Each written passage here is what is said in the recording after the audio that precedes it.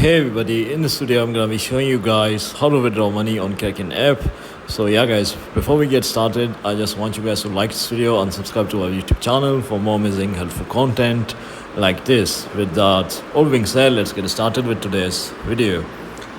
Hi guys, so first of all, I'm on the official website, so you have to just download the Kraken app, and then once you have signed into your Kraken account, you just have to tap the action icon in the bottom of the navigation bar to open the action menu, and then you have to select withdraw, and after that just choose the currency you'd like to withdraw and input the amount. Just choose the currency you'd like to withdraw to and input the amount. In the withdraw to section, select an existing withdrawal address or click to enter a new bank account.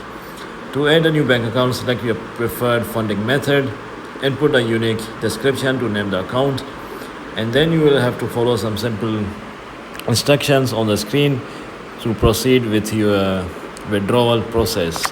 So yeah guys, this is how you do it. If you found this video to be helpful, then thanks for watching, and I'll see you in the next video very soon. Peace.